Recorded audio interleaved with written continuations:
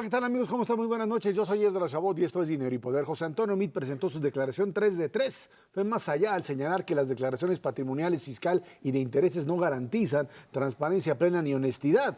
Dijo que esta iniciativa se queda corta y sugirió que deberían añadirse documentos que garanticen y hagan constar congruencia fiscal patrimonial también, por lo que él presentó una declaración que llama 7 de 7. Nos acompaña aquí en el estudio de Dinero y Poder Vanessa Rubio, coordinadora de la oficina de José Antonio Meade, candidato a la presidencia de la República. Vanessa, muchísimas gracias por estar aquí con nosotros. Sandra Macario Esquetino, buenas noches. Buenas noches. A ver, Muchas gracias. ¿por qué irse a una declaración 7 de 7?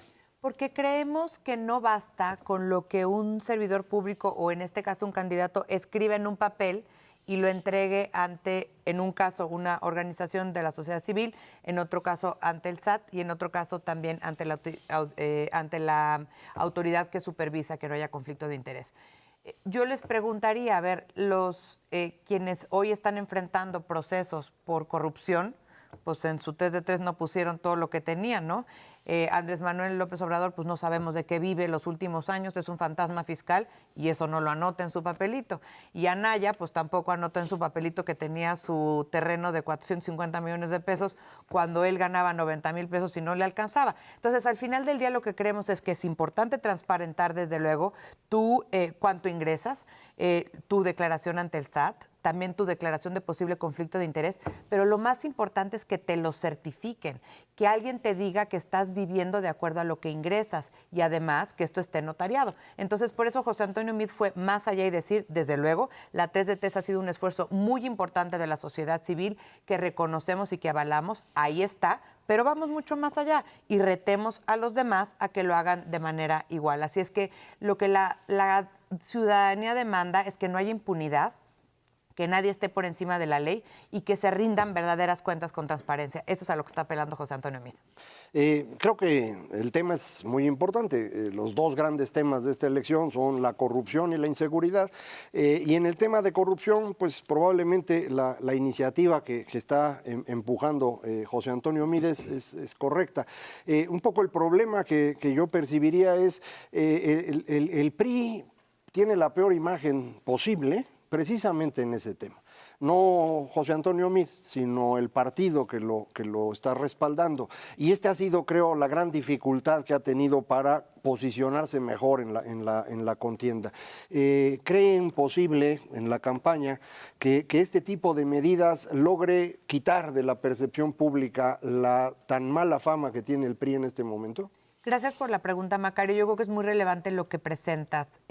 Sin duda, el problema de la corrupción es un problema de la sociedad mexicana. Es un problema de la sociedad mexicana en donde nadie debe de estar por encima de la ley y todos tienen que rendir cuentas y todos tienen que someterse a la ley. A ver, tenemos desde luego servidores públicos, políticos, empresarios, individuos, y yo creo que no se debe de ponerle ningún apellido a la corrupción. La corrupción es la corrupción, la haga quien la haga. Y desde luego José Antonio Meade lo ha dicho, todos deben de ceñirse a la ley, nadie por encima de la ley. Uno de los ejemplos más claros que dijo, yo voy a ser el primer presidente sin fuero. ¿Por qué habría de tener fuero el presidente? ¿Por qué habría de tener fuero un senador, un diputado? Eso implica que hay gente que está por encima de la ley, cuando lo que debe de estar encima es la ley. Entonces, al final del día, yo creo que son propuestas muy concretas de José Antonio Meade, candidato ciudadano, en efecto avalado por 3 partidos, pero lo está viendo como un problema de la sociedad mexicana al cual tenemos que hacer frente con muchas estrategias muy coherentes y muy integrales. Otro tema, por ejemplo, la extinción de dominio no se ha utilizado en más de 20 años. Pues quiere decir que no sirve. Necesitamos mecanismos más eficientes para quitarles los dineros a los corruptos y a quienes incurran en crimen organizado. Y esos recursos que se vayan, pues por ejemplo, para dar becas a las mujeres, por ejemplo, para dar becas a las niñas. Entonces, sí, desde luego podemos hacer propuestas muy concretas para erradicar a la corrupción y a los corruptos, desde luego de la política, pero de nuestras vidas también. Vanessa, en las diferentes encuestas que hay alrededor del país, más o menos está bastante clara las tendencias. Está Andrés Manuel en un primer lugar y luego una brecha y relativamente cerca o en empate técnico el segundo y en tercer lugar. Están empezando las campañas, ya después de toda esta parte que no sabe ni de dónde venga, de pre-campañas, intercampañas, etcétera, etcétera. Viene ahora sí el momento decisivo. Hay una porción de la población, 30% aproximadamente, de acuerdo con diferentes encuestas, que no ha decidido su voto. ¿Qué mensajes mandarles en este contexto, en las próximas semanas? Claro que sí, Ernesto, es bien relevante. Estamos nosotros ya en un claro segundo lugar. Ya tenemos al día de hoy 6 encuestas que así lo plantean y han sido las de los últimos 15 días. Y desde luego, pues vamos por el primer lugar y estamos seguros que lo vamos a obtener. Lo más relevante, sin duda, es que la gran mayoría de todo este espectro lo ocupan quienes todavía no deciden su voto. Yo lo que digo es que al final del día vamos a tener 2 opciones de país, la que encabeza José Antonio Meade y la que encabeza López Obrador. La que encabeza José Antonio Meade es una opción ganadora, seria, responsable, que mira hacia el futuro, que nos quiere hacer competitivos, productivos, darles elementos claros a las mujeres para que puedan realizar sus sueños, pero sobre todo ser productivas, a los jóvenes, la educación tiene que ser el eje transversal de cualquier país exitoso, ¿no? Y por el otro lado tienes a alguien que niega el aeropuerto, que un día dice que sí, que el otro día dice que no, que fue a Estados Unidos y les dijo que no, pero asustó a los empresarios, entonces ya anda diciendo que solamente aquellos proyectos que a él le gusten son los que van a avanzar. Tienes también a Andrés Manuel queriendo echar atrás a la reforma energética, que ya tiene casi 200,000 millones comprometidos con inversiones. Estas cosas no son juegos, no se puede uno hacer de propuestas irresponsables. Hay que hacer diagnósticos serios, propuestas serias y responsables, y desde luego esa es la visión de país que encabeza José Antonio Meade para llevarnos hacia adelante. Andrés Manuel dice al diablo a las instituciones, al diablo al ejército, al diablo a la Suprema Corte de Justicia, al diablo ahora la última es la Auditoría Superior de la Federación.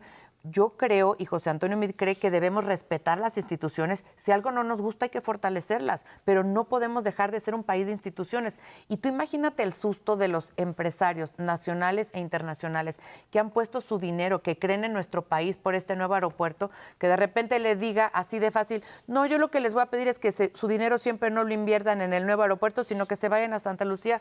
Pues ustedes que están aquí en esta mesa saben que esas cosas así no funcionan, los mercados así no funcionan, las inversiones así no funcionan. Entonces, México debe de ser un país serio, con propuestas serias, y esas son las que encabeza José Antonio Meade. Vanessa, el tema de los jóvenes es fundamental en este momento.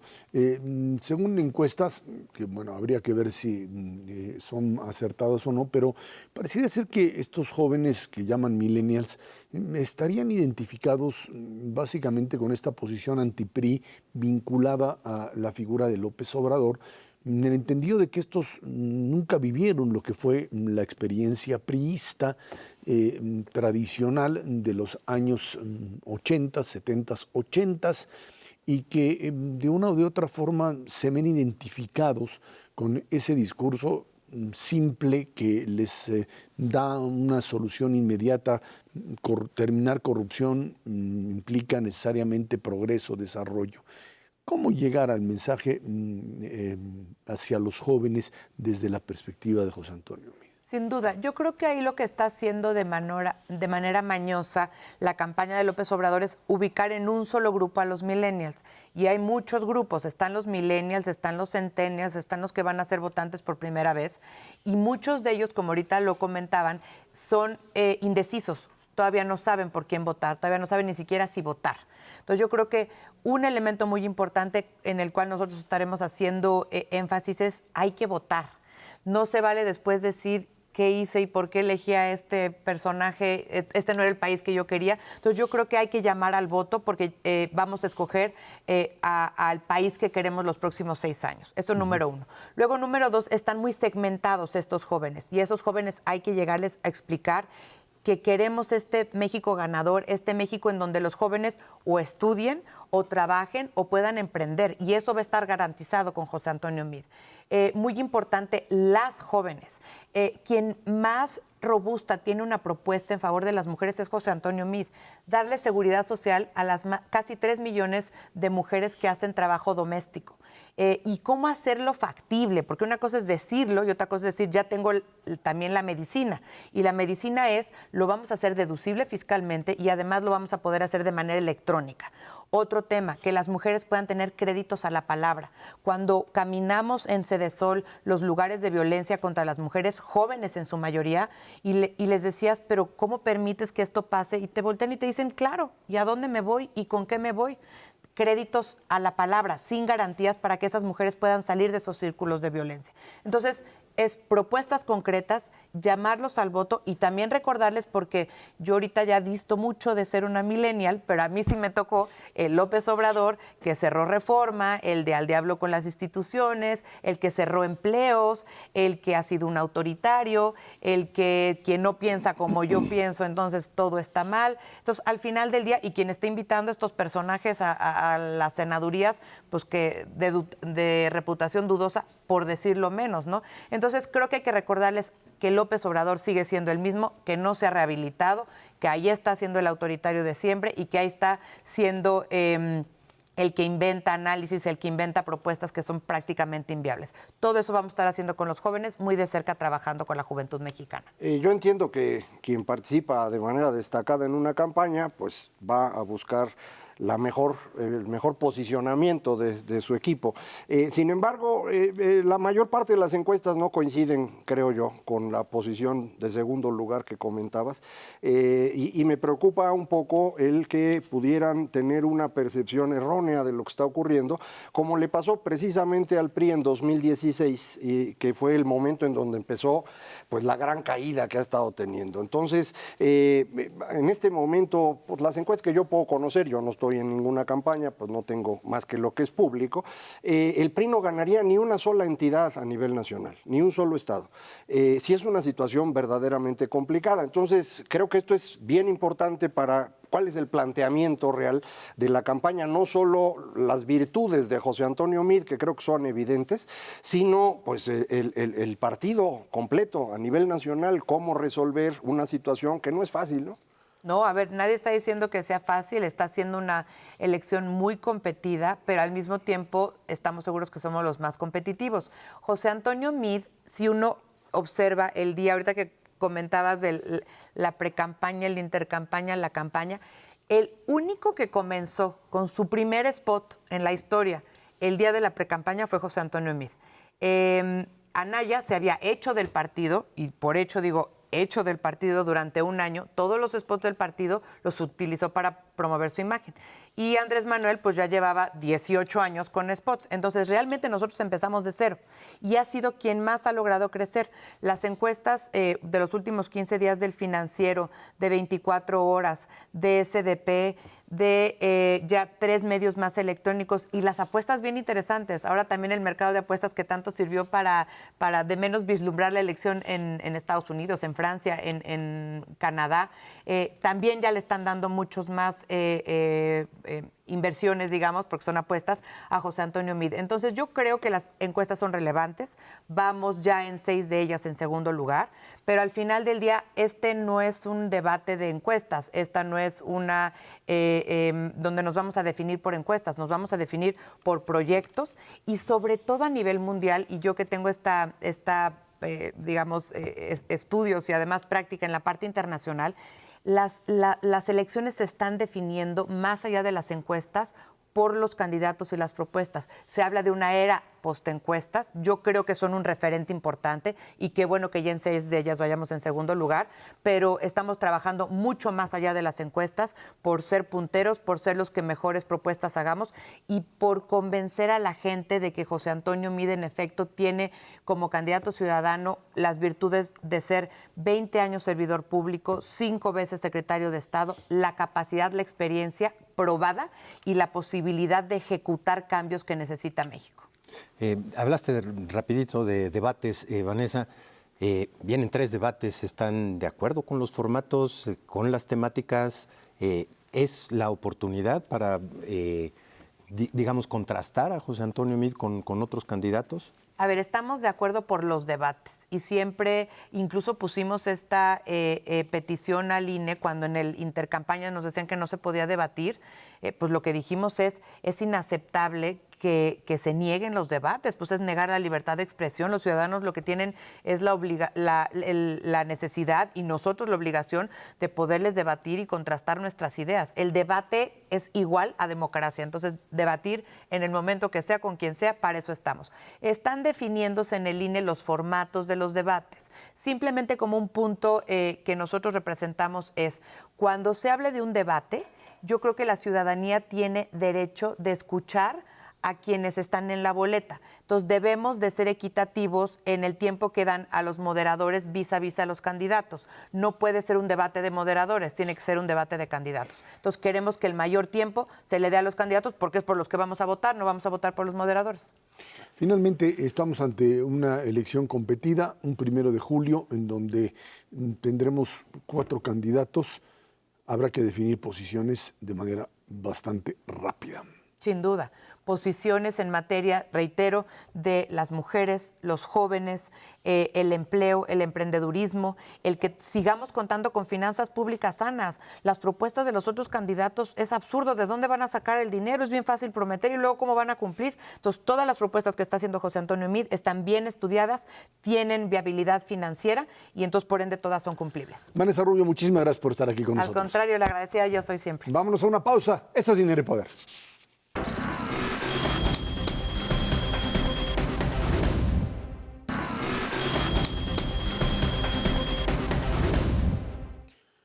Donald Trump ordenó ayer el envío de soldados de la Guardia Nacional para vigilar la frontera con México.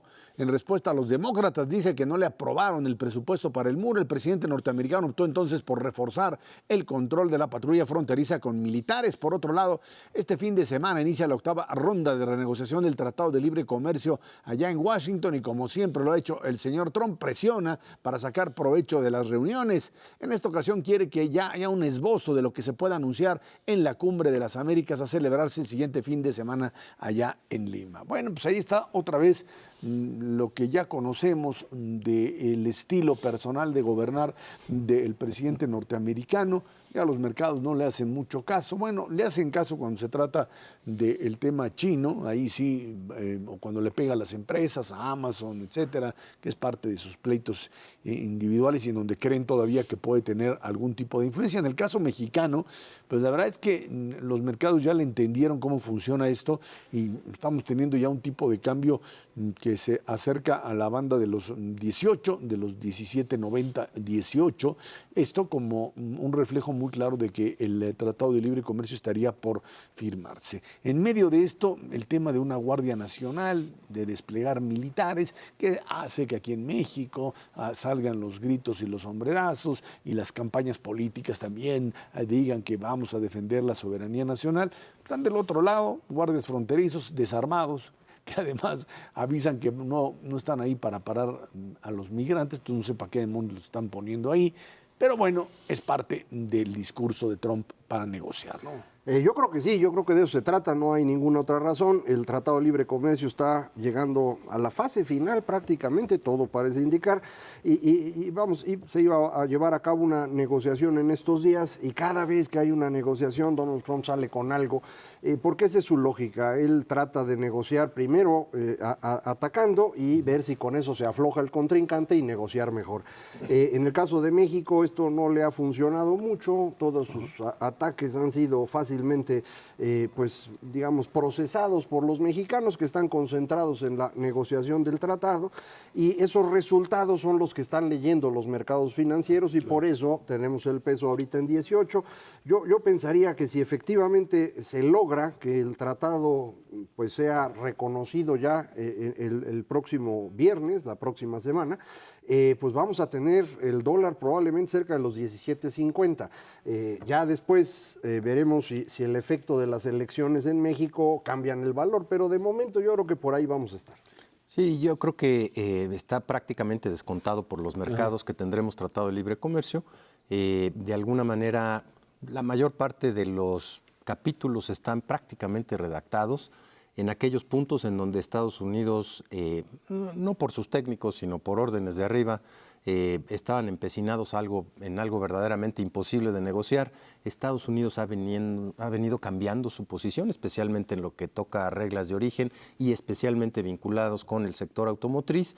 En ese contexto, pues falta detalles específicos en términos de sectores importantes como puede ser esta parte de comercio electrónico, sin duda alguna la parte de resolución de controversias, que los canadienses siguen estando bastante reacios, e inclusive voces al interior de Estados Unidos, como el gobernador de Texas, que dice, no nos quiten el capítulo 11, es muy importante para que nos pongamos de acuerdo relativamente rápido si tenemos una controversia entre los tres países.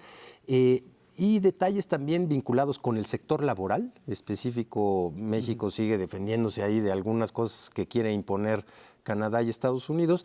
Yo diría de los capítulos más importantes que ya están totalmente emplanchados es el anticorrupción, está ahí.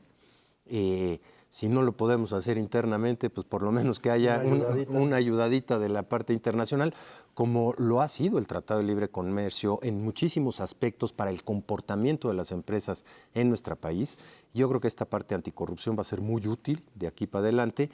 Y pues hacia adelante, pues lo único incierto es de qué humor se levante Trump y qué tuitazo vaya a sacar el día de la negociación y de la qué es firma. lo que vaya a declarar, pero bueno, el haber aceptado, por lo menos filtrar la información de que Estados Unidos estaría ya aceptando el cambio en lo que es reglas de origen en el tema automotriz, creo que eso es fundamental, ¿no? Esto fue lo que abrió la puerta para decir esto está planchado, porque pues se dice, bueno, hay ciertas piezas que no se producen en la zona y hay que traerlas de fuera, y ahí finalmente lo convencieron al señor Trump de que eso tenía que hacerse así, y el resto empieza a funcionar, a correr rápidamente a partir de algo que pues era un problema no de negociación, sino de ignorancia, ¿no?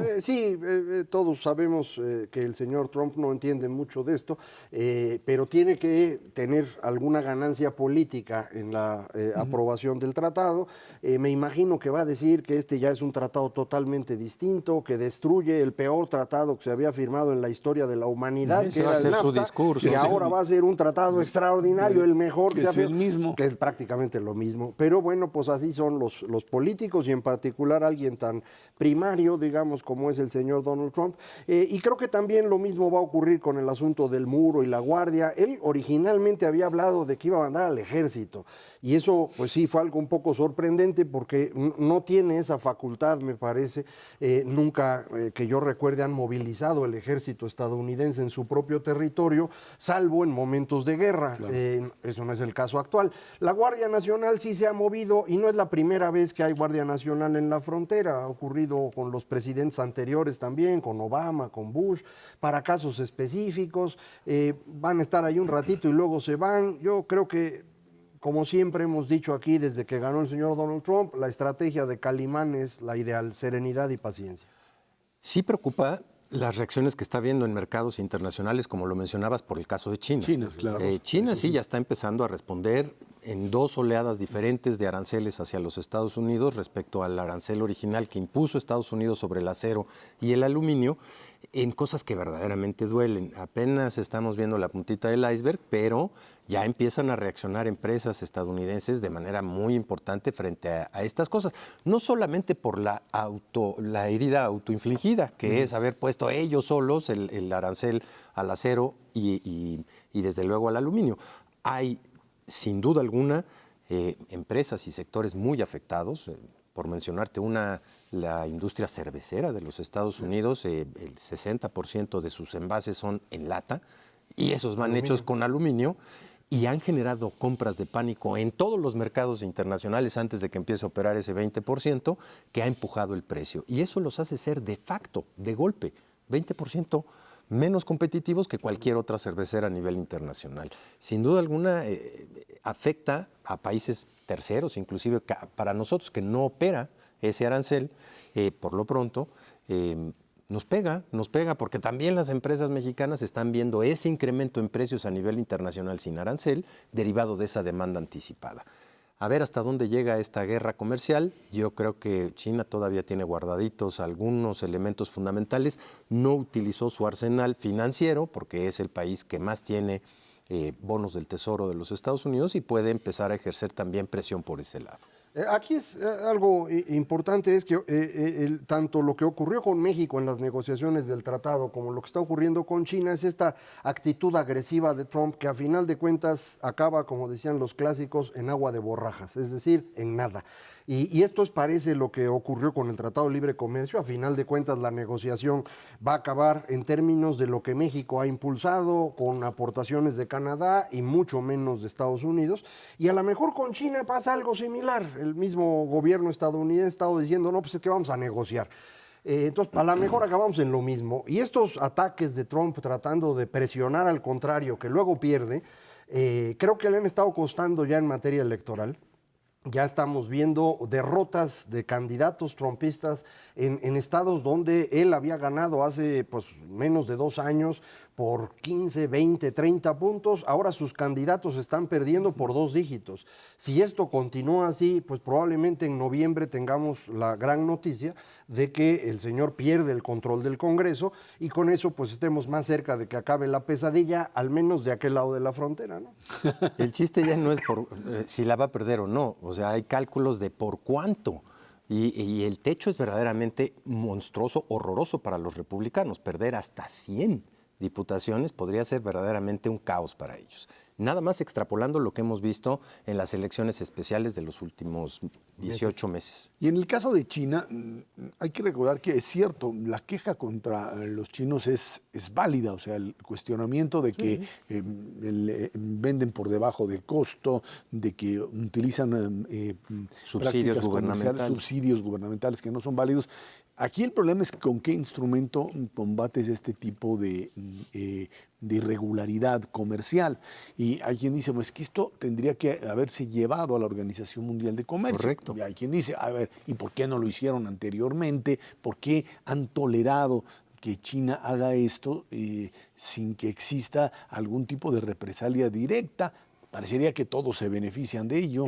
No, es que hay un problema también de técnico. El dumping, vender abajo de precio, abajo de costo, se calcula con base en el precio en el mercado de origen, pero eso solo funciona en economías de mercado. China no lo es. Entonces Todavía. hay que hacer unas cuentas rarísimas para tratar de saber en cuánto deberían vender y esto complica mucho y por eso cada vez que lleva un caso de dumping en la OMC contra China, te puedes estar ahí décadas y a lo mejor por eso se le ocurrió la locura esta de usar seguridad nacional, pero otra vez es el estilo de este señor que, insisto, no es el mejor camino para resolver problemas. Pero lo que queda claro es que China tendría también de alguna forma que empezar a mostrar capacidad de jugar con reglas comerciales mucho más claras, porque de lo contrario eres parte de un modelo que dice libre comercio, pero estás finalmente aprovechándote, como Trump lo plantea, de una situación totalmente irregular, ¿no? Así está.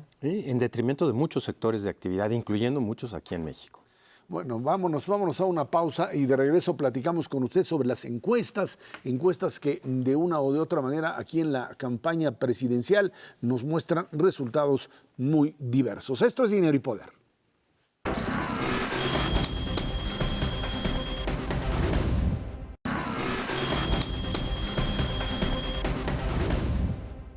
Las encuestas sobre la elección presidencial no han variado mucho y tampoco hay mucha diferencia en sus resultados. Todas coinciden en que el candidato de la coalición Juntos Haremos Historia, Andrés Manuel López Obrador, tiene una ventaja frente a los demás. Lo que pues difieren es básicamente en cómo se sitúa el segundo lugar. Un segundo lugar en donde algunos pues insisten en que la brecha se ha venido cerrando. Otras encuestas hablan de pues, una separación clara con Anaya en segundo, José Antonio Meade en tercero. Ahí es donde estamos. Sí, la mayor parte de las encuestas tienen esta distribución de lugares. En primer lugar Andrés Manuel, segundo Ricardo Anaya, tercero José Antonio Meade. Hay un par de casas encuestadoras que desde el inicio ha estado midiendo un poco más alto a Meade de lo que lo miden los demás y en ellas estarían empatados en segundo lugar. Pero creo que cuando uno junta todas las encuestas, encuestas y ve la distribución, pues está muy claro. El segundo lugar corresponde al señor Anaya, el tercer lugar a José Antonio Meade, y lo que todavía pues necesitamos ir teniendo más claro es cuál es la distancia entre los tres lugares. Por ejemplo, hoy apareció una encuesta de Mendoza Blanco, que suele medir más alto a Anaya que las otras encuestas, en donde la diferencia entre primero y segundo lugar son 7 puntos y entre segundo y tercero son 10. Yo creo que más o menos estarán a una distancia parecida, primero, segundo y tercer lugar, pero pues estamos entrando ya a la tercera etapa. Esta tercera etapa del proceso electoral, propiamente hablando, las campañas de verdad, creo que va a ser muy distinta de lo que vimos las últimas 6, 8 semanas que fueron de intercampaña, en donde los ataques del PRI y de la PGR lograron detener el crecimiento de Anaya. Si este crecimiento se recupera, pues todavía está a tiempo de alcanzar a Andrés Manuel. Si no recupera ese crecimiento, bueno, pues entonces López Obrador seguirá en primer lugar pues hasta el 1 de julio. Hay una fuerza política que evidentemente está empatada con Andrés Manuel López Obrador en el primer lugar y que reconocen todas las encuestas, que son los indecisos. Hay más o menos entre un 25 y un 30% a nivel nacional de electores potenciales que no han decidido su voto, y ahí es en donde una muy buena parte, quitando los votos duros, que sabemos que el PRI tendrá alrededor de 17, 18 puntos de voto duro, Andrés Manuel está por ahí, más los otros electores. La verdadera rebatinga en esta parte de campaña va a ser precisamente sobre ese 30%, y ahí es en donde hay una pregunta muy específica dentro de las encuestas, que es ¿por quién no votarías jamás? Y en donde precisamente el primer lugar lo tiene el PRI, con casi 45-50% del electorado, de acuerdo con la encuesta que haga este resultado, este sondeo. En segundo lugar lo tiene Andrés Manuel, con mucho menos que en otras ocasiones, hay que reconocerlo como tal, pero todavía cercano al 20%, y en un tercer lugar, Anaya, con solamente 10% de la población que no votaría jamás por él. Eso, digamos, acerca un poco la tesis que dice Macario, que todavía hay cierta posibilidad. Y un segundo elemento fundamental, pues van a ser los debates. De alguna manera sabemos cuáles son los mensajes en términos de las campañas políticas, se vienen reiterando, es poco lo que pueda derivarse de un análisis serio, sensato, de los propios electores de estas campañas, pero sí de los debates que, pues históricamente sí han tenido algún tipo de influencia en las decisiones finales de los electores. Aquí la pregunta es, ¿qué es lo que mueve al elector para cambiar su posición o para definir si uno u otro candidato es el adecuado? López Obrador, tanto en 2012 como en 2006, tuvo aciertos y errores. En 2012 tuvo la capacidad de captar la caída del voto panista que no podía o no vio en Josefina Vázquez Mota una alternativa, y ese voto de oposición al PRI se fue fuertemente a López Obrador, que se le acercó hasta 6 puntos después de que Andrés venía en un lejano tercer lugar y casi lo alcanza. En 2006 fue el voto priista de Roberto Madrazo, que fue trasladado a un Felipe Calderón, que rebasó finalmente por una mínima votación al propio López Obrador. Aquí el punto es, se dice que hay un voto de jóvenes que se ven identificados por una u otra razón, mayoritariamente con un López Obrador, que tiene una propuesta que él mismo lo dice abiertamente, cuando dicen es que le inventan cosas. No, yo creo que no le inventan, él lo ha dicho claramente, quiere restablecer el modelo del desarrollo estabilizador, o sea, el modelo de regresar al México de los 70s, en donde hay que proteger a la industria mexicana y al comercio que tenía pues barreras arancelarias, protección, subsidios, para que la empresa pudiese crecer y el país tuviese, dicen, crecimientos de entre el 4 y el 5%. Lo que pasa es que tratar de copiar ese tipo de modelos, cuando, pues por lo menos en términos políticos, lo que tenías ahí era un presidencialismo absoluto. Segundo, tenías una guerra fría en el contexto internacional. Y tercero, tenías estructuras cerradas a nivel internacional en el comercio que te pues validaban este tipo de planteamiento, y en donde cuando uno se voltea a ver qué fue lo que se consiguió en el famoso milagro mexicano, el desarrollo estabilizador, pues las cifras no son tan convincentes. Sí, él lo ha dicho con claridad, lo acaba de escribir en una carta que envió a empresarios y publicó ayer El Financiero. Él quiere regresar al desarrollo estabilizador, que para no ser injusto con él, es los años 60, cuando se aplica por completo. ¿Cómo era en ese momento el mundo? Un mundo de economías cerradas, donde no había flujo internacional de capitales, los tipos de cambio eran fijos, y en esas circunstancias no había que hacer nada para que la economía se moviera. Durante esos años tuvimos el mayor crecimiento económico registrado en toda la historia en todos los países del mundo, no en México nada más. El milagro económico mexicano es un cuento monumental, nunca existió.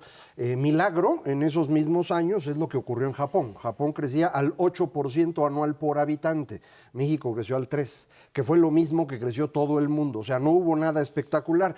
Ese fue un cuento de aquel régimen que nos vendieron durante años, lo siguen enseñando en las escuelas hoy, en las preparatorias, así dicen los libros de texto, y por eso no me extraña que los jóvenes crean que eso es cierto, no es cierto.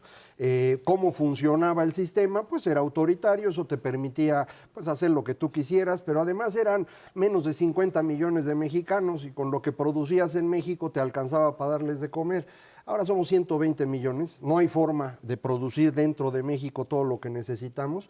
Hemos logrado convertirnos en el único país latinoamericano que compite a nivel internacional en manufactura, somos uno de los países más abiertos del mundo. Es imposible repetir lo que se intentó en aquella época, pero entiendo que los jóvenes enojados con la corrupción pues quieran regresar a algo así. A lo mejor lo que no les queda claro es si la Casa Blanca les pareció algo así espantoso. Acuérdense que en los años 60 se fraccionó todo satélite y lo hizo el presidente que acababa de salir, que es Miguel Alemán, y también el Pedregal, y poco después Cuernavaca entero, y lo hizo Echeverría. Entonces, si creen que la corrupción de hoy es grande, es porque no conocieron aquella. Entonces, ¿quién está apoyando hoy a Andrés Manuel? Pues los que quieren al PRI y los que no quieren al PRI. Es una cosa sorprendente. ¿Cuándo se acaba el desarrollo estabilizador? Básicamente uno puede poner una fecha ahí entre el 70 y el 72, que es cuando se abandona esta comunicación permanente que había entre el gobernador, en aquel entonces director general del Banco Central, y el secretario de Hacienda. Durante muchísimos años, don Rodrigo Gómez, equivalente al gobernador del Banco Central, y don Antonio Ortiz Mena, secretario de Hacienda, que repitió también durante muchísimo tiempo en ese puesto, acordaban cuál era el monto máximo del gasto público que se podía ejercer sin generar una deuda pública tremenda. Si tú no tienes esos dos elementos bajo un régimen actual de economía abierta como el que tenemos actualmente, lo que puedes ocasionar es una explosión de deuda pública, una baja en el rating de México a nivel de las calificadoras internacionales y una verdadera crisis, porque tienes que tener asegurado en ese contexto para poder crecer finanzas públicas estables y un comercio exterior estable. A ver, ahí te va. Dice López Obrador, yo voy a mantener la deuda pública controlada, no voy a aumentar impuestos y vamos a crecer bajo el principio de que ya no se va a robar. Y ese es el esquema. El problema es que ni así creo que las matemáticas dan para poder generar con lo que se tiene de recursos, un crecimiento lo suficientemente sólido que no genere deuda. Para que sea más fácil para los amigos del auditorio, los países que hoy son desarrollados tienen un gasto de gobierno que está entre 45 y 55% del PIB, porque eso es lo que recaudan de impuestos. México tiene un gasto de 22% del PIB. Para poder crecer a ritmos más grandes habría que aumentar ese gasto, pero eso implicaría cobrar más impuestos para no tener deuda. No vas a sacarlo de la corrupción. Aunque tú acabaras con toda la corrupción, el dinero disponible del gobierno en México seguiría siendo la mitad del que tienen países europeos o Estados Unidos o Canadá, Australia, Nueva Zelanda, Japón, el que ustedes digan. Entonces es imposible, simplemente no da. ¿Por qué la gente le quiere creer? Pues porque están hartos del PRI, como dicen las encuestas, y quieren otra cosa. Y sus opciones nada más son dos, o López Obrador o el señor Anaya. Ahí decidirán lo que gusten. No hay un rubro dentro del catálogo de cuentas del gobierno federal que diga corrupción, que tú puedas quitar y ponerle. Si los números que se dicen por ahí equivalen a un 15% del gasto público y que eso lo puedes dedicar a otras cosas, pues lo que va a tener que hacer es bajarle 15% a todo el gasto de inversión y meterlo en los rubros pues, que simplemente no garantizan que efectivamente no se vaya a dar la corrupción como tal. Bajarle a sueldos y salarios lo veo prácticamente imposible. Eso ya representa una cantidad muy importante del gasto. No le puedes bajar a 3 bolas de nieve que vienen creciendo enormemente. Una se llama pensiones, la segunda se llama participaciones a estados y municipios, que a la hora de negociar con ellos, pues o cambias la ley, y eso implica mayores impuestos sin duda alguna, o definitivamente llegas a un nuevo acuerdo federal con estados. Y 3, tampoco puedes dejar de pagar la deuda, y eso ha venido creciendo ya con los niveles que tenemos actualmente. Tú sumas esos 3 rubros y son 12% del PIB. Te queda para hacer maravillas el otro cachito, aproximadamente otros 10 puntos del PIB, que bueno, conllevan sueldos, salarios, una serie de factores muy importantes. Si quieres aumentar el gasto público en forma mucho más eficiente, que sí se puede, sí hay tela de dónde cortar, porque todavía hay muchísimas duplicidades, hay que hacer un ejercicio mucho más serio que decir solamente, pues, quitando la corrupción, ¿de cómo le vas a hacer? No da. No da. Si fuera el 15% del 10% disponible, pues es 1,5 del PIB, son 150, 200 mil millones de pesos, que primero hay que tratar de quitarlos, porque no es porque el señor es honrado, todos van a ser honrados, es un cuentazo. Imposible. Vámonos a una pausa y de regreso platicamos sobre el tema de inflación aquí en nuestro país. Esto es Dinero y Poder.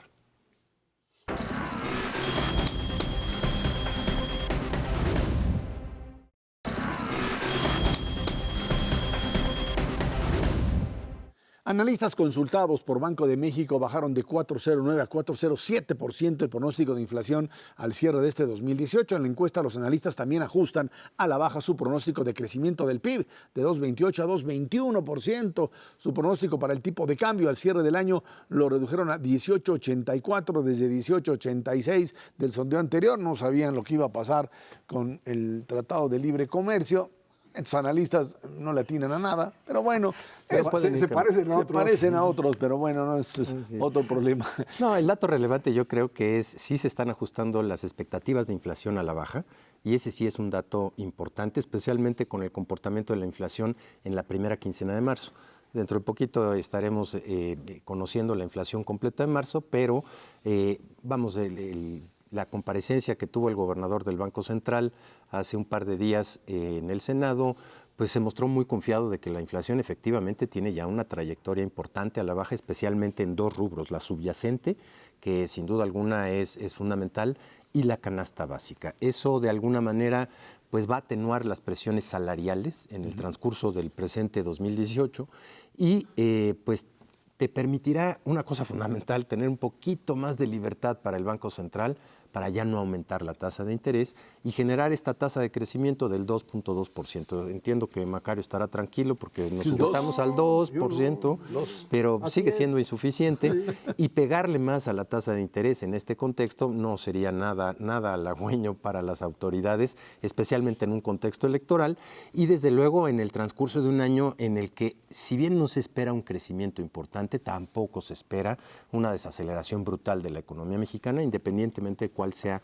el resultado electoral en julio. Sí, yo coincido con Ernesto, el dato de inflación es el relevante, la inflación se está moviendo en la dirección que esperaba el Banco Central y todos nosotros. La reducción en el valor del dólar, si se mantiene como efectivamente parece, va a ayudar mucho. Yo estoy esperando que ya se empiece a reflejar en la gasolina como debería ser.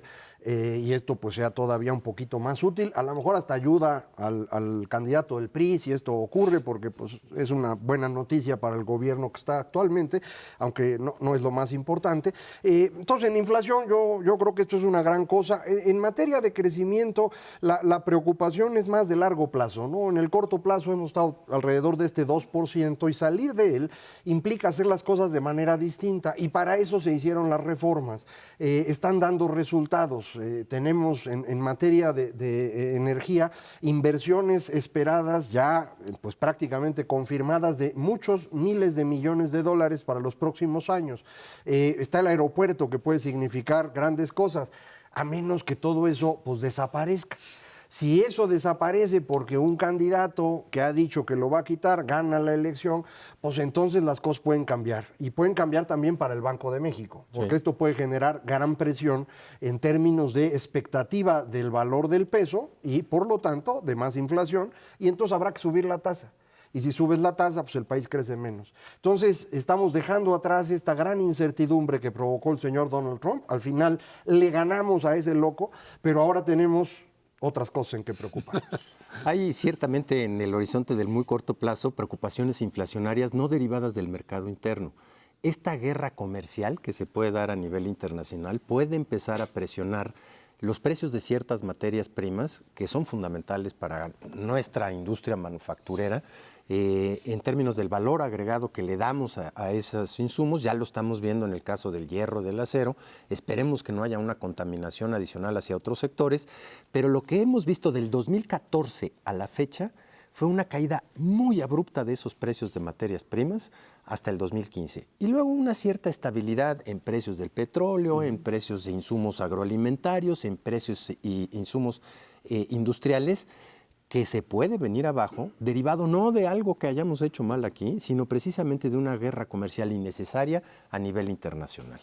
Esperemos que no sea el caso, pero está ahí prendido ese foco amarillo de hasta dónde pueda llegar y qué tanto nos pueda impactar en términos de inflación. Esto que acaba de comentar Ernesto es muy importante. Hemos presenciado ciclos en precios de materias primas desde la posguerra, desde 1946 para acá. Son ciclos que duran entre 12 y 15 años, en donde tenemos precios altos de materias primas y luego precios bajos de materias primas. Y estos ciclos han sido pues favorecedores o han dañado a las economías latinoamericanas que venden materias primas.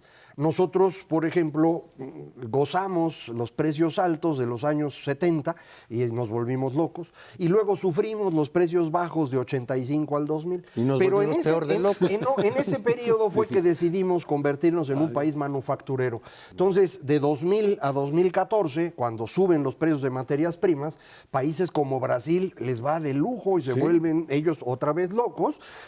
Todo el mundo nos decía que Brasil era una maravilla y México no servía para nada. Los últimos años ha sido al revés. Caen los precios de materias primas, Brasil se va a la miseria y nosotros ahí la vamos llevando. Por cierto, de Brasil, el periodo que fue maravilloso, que Lula aprovechó para convertirse en el líder de la izquierda latinoamericana, pues ya lo llevó a la cárcel ayer. Entonces, estos periodos son muy importantes. No estoy seguro que se acabe este periodo de precios bajos por la cuestión de la guerra comercial, pero indudablemente es un factor de riesgo, como acaba de decir Ernesto. Ahora, lo que está clarísimo es que el elemento central, si queremos crecer más, es la inversión. Y lo que hemos visto en este país es que ni la inversión pública ni la inversión privada ha jalado durante los últimos 3 años. Todavía están puestas ahí las reformas estructurales, como dice Macario, pero todavía no se siente esta capacidad de la economía mexicana para llegar a niveles de inversión que te garanticen un crecimiento por arriba del 2%. ¿Cuánto es? Estamos invirtiendo 16, 17% del PIB todos los años, quitando esta parte de depreciación, y hay que invertir 25. Sí, pero aquí ahí la parte central, creo, ya tienes ahí ahora sí que la mesa puesta. Ya hiciste las reformas, puedes meterle todavía un poco de mano a reforma laboral, flexibilizar más el mercado laboral, pero tienes un elemento básico que es Estado de Derecho. Ese es punto.